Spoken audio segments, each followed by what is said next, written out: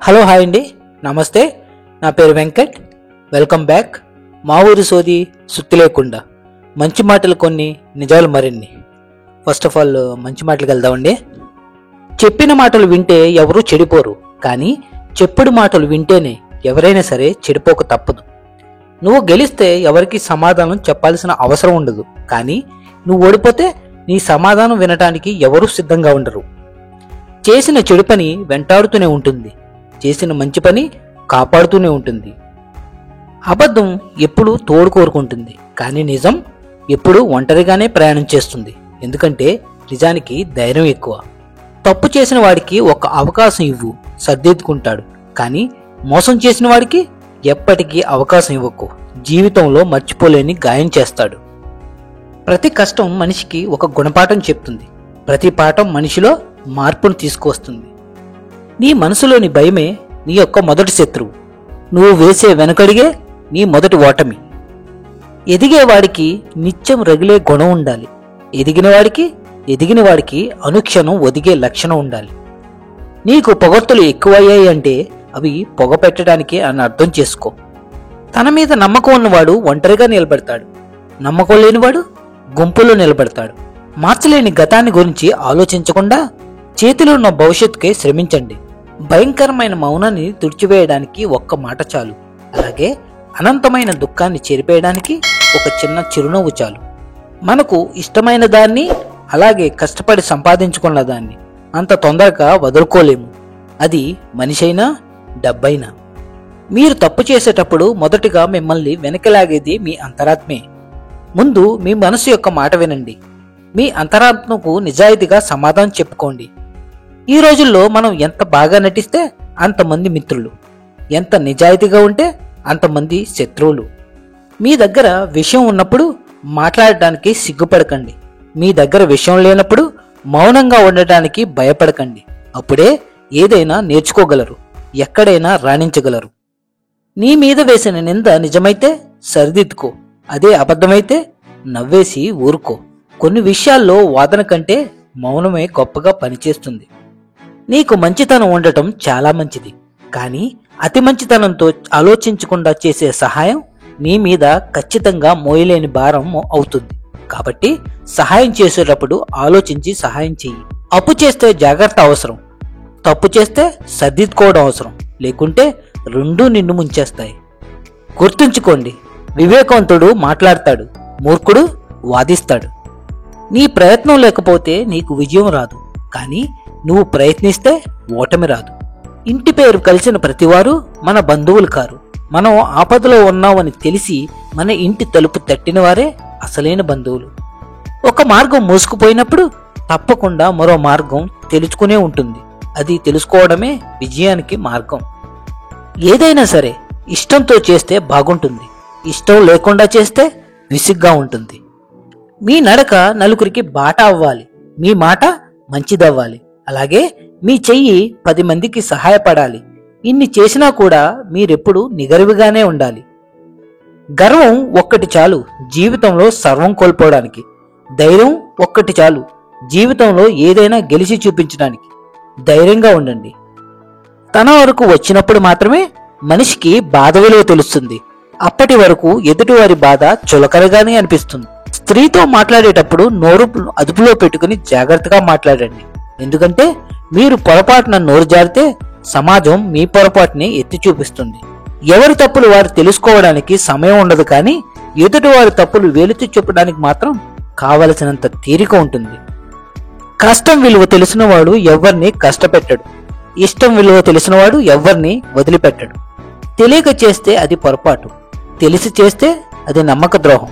ఒక వ్యక్తి పతనానికి ఆరంభం అతని నోటి నుంచి వచ్చే అహంకారంతో కూడిన తప్పుడు మాటలు.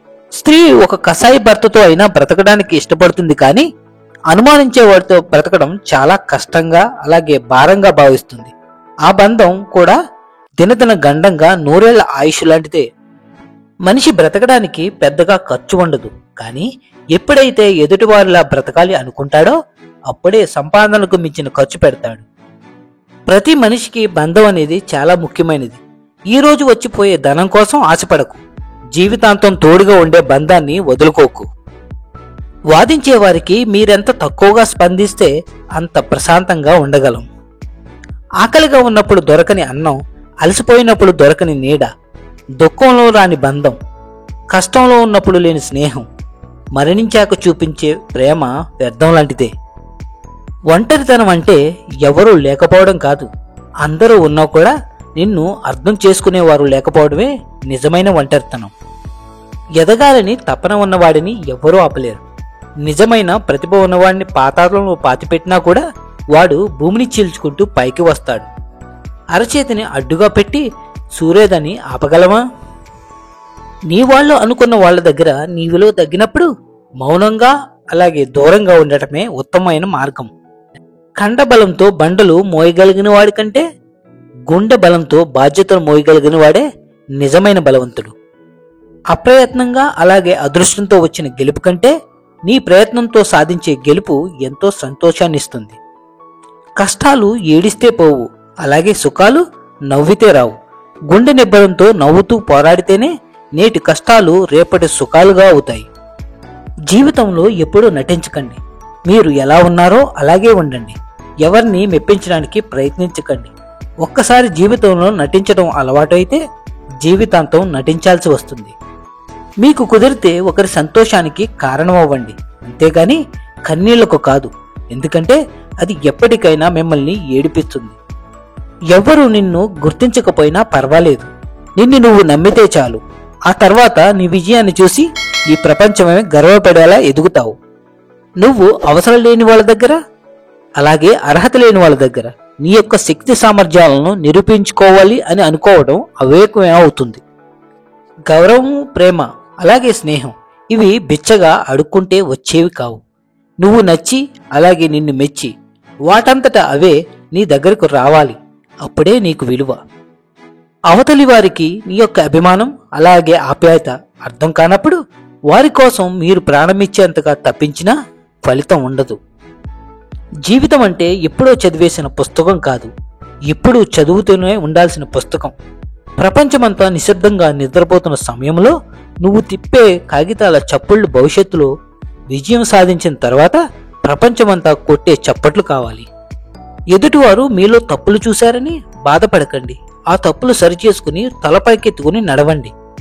చిన్న చిన్న మాటల వల్ల మనస్పర్ధలు వస్తే ఆ మాటలు వదిలేయాలే కానీ ఆ వ్యక్తిని కాదు. ఈ క్షణం మళ్ళీ రాదు అనే వాస్తవాన్ని నువ్వు గ్రహించినప్పుడు జీవితం మరింత అర్థవంతంగా మారుతుంది. జననం నుంచి మరణం వరకు సాగే ప్రయాణంలో నిన్ను నమ్ముకున్న వారి కోసం బాధ్యతతో బ్రతకడమే జీవితం.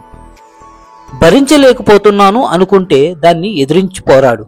పోరాడలేకపోతున్నాను అనుకుంటే దానిని భరించి బ్రతుకు. అర్థమైందనుకుంటా. ఇక నిజానికి వెళ్దామండి. విలువైన కన్నీళ్లను విలువ తెలియని బంధాల కోసం, విలువ ఇవ్వని మనుషుల కోసం, విశ్వాసం లేని విశ్వజనుల కోసం అస్సలు వృధా చేయవద్దు. ఎందుకంటే ఏది పోయినా మళ్ళీ కొనుక్కోవచ్చు లేదా తయారు చేసుకోవచ్చు, కానీ విలువలేని వారి కోసం కాచిన విలువైన కన్నీళ్లను మళ్ళీ తెచ్చుకోలేము. అవి బురదలో పలిసిన పన్నీరు లాంటివే. మీరేమంటారు లేండి. ఏందిరా ఈడ తమ్మ యాసాలు చూడలేక చచ్చిపోతున్నాము సామి అంటారా? లేకపోతే వీడి రాతలు మాకెందుకు ఈ రోతలు అని. ఏదేమైనా ఇదే నిజంలేండి. Thank you so much. Signing off Venkat. మళ్ళీ వచ్చే వారం కలుద్దాం మరిన్ని మంచి మాటలతో. Signing off Venkat.